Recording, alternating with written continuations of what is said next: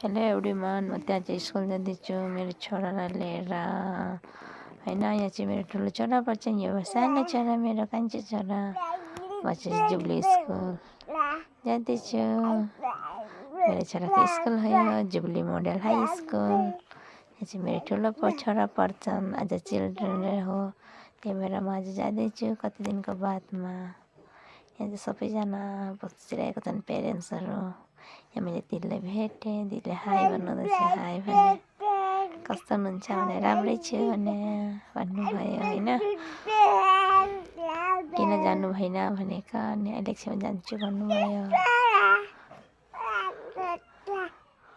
देखाइराख्नुपर्छ, बोलाइराख्नुपर्छ। यहाँ मेरो नानीलाई देखेर सबैजना होइन म निकै प्यारा बच्चा गुडिया जस्तै भनिरहेछन् होइन। मेरो छोरालाई कालो टिका किन नलगाइदिएको, मैले आज कालो टिका लगाउनु बिर्सेछु। उहाँ चाहिँ बोकिरहनुपर्छ।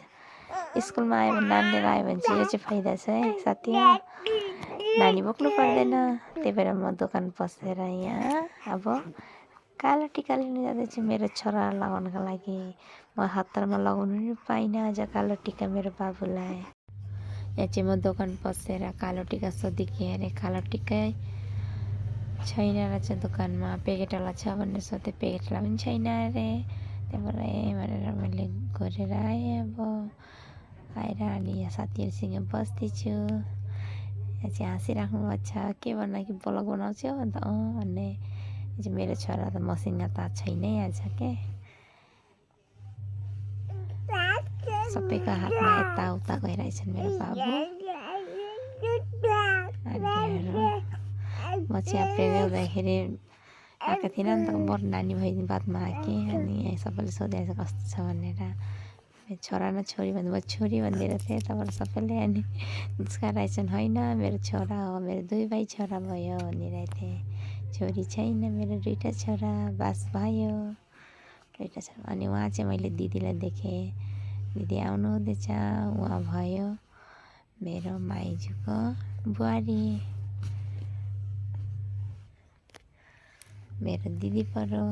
दिदीले हाई भन्नुहुँदैछ, हाई भने। त्यहाँबाट जाँदैछु स्कुल, दाइले फोटो सुट गरिदिनु, फोटो मारिदिउँ भनेर होइन। यहाँ आन्टीसँग छन्, उसको गोदीमा। उहाँ चाहिँ मेरो साथी भनौँ, साथी मतलब दिदी भनिदिउँ न, दिदी होइन साथी जतिकै छौँ। आजको भिडियो चाहिँ आज यति नै हो। हजुरहरूलाई मन परायो भने लाइक दिनु, प्यार दिनु मेरो बाबुहरूलाई।